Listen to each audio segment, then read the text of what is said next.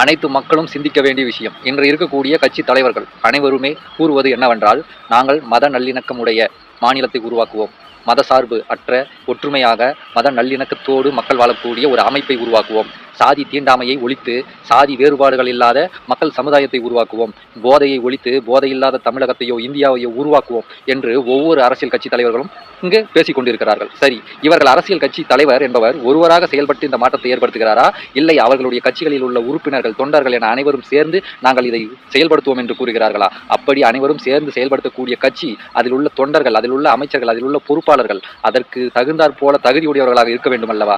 ஆனால் இன்றைய கட்சிக்காரர்கள் அத்தனை பேருமே வாய்ப்பேச்சுக்காக வாக்குக்காக பல வாய்ப்பேச்சுகளை விட்டுவிட்டு எப்படி மத சார்பு மதத்தை மதம் தன்னுடைய மதவெறி பிடித்தவர்கள் அத்தனை பேரையும் தன்னுடைய கட்சியில் வைத்துக் கொண்டு இவர்கள் மத சார்பற்ற மத நல்லிணக்கமான ஒரு சமுதாயத்தை உருவாக்குகிறார்களாம். எப்படி இது? பொய்களை சொல்வதற்கு ஒரு அளவில்லையா?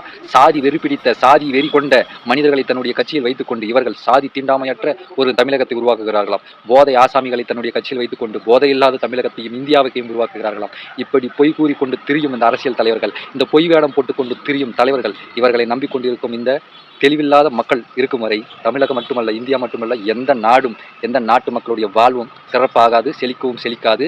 சிந்தியுங்கள் மக்களே, சிறப்படையுங்கள், சிந்தியுங்கள். நீங்கள் முதலில் நல்ல அறிவார்ந்த மனிதர்களாக மாறினால் மட்டுமே, பகுத்தறிவுடைய மனிதர்களாக மாறினால் மட்டுமே இங்கு தெளிவார்ந்த அரசியலை உருவாக்க முடியும், தெளிவார்ந்த அரசியலை நிலைநிறுத்த முடியும். அதனால் துன்பமில்லாத ஒரு பெரு வாழ்க்கையை உங்களால் வாழ முடியும். உங்கள் பின்னாடி வரக்கூடிய சந்ததிகளையும் வாழ வழி செய்ய முடியும் என்பதை சிந்தித்து உணருங்கள்.